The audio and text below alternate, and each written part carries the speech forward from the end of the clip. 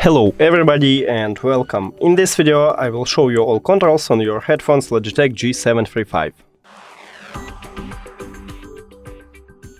So let's start with the left one. Right here we have power button, so just press and hold to turn on and press and hold again to turn off. Right here we have a wheel to increase and lower the volume, just move up to increase the volume and move down to lower the volume.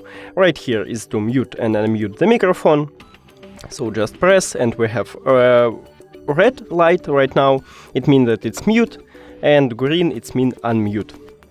And right here we have Bluetooth button to connect your headphones. That's it, thank you for watching this video. If you found it helpful, please consider subscribing to channel and leave the like on the video, it's really important to us. See you later!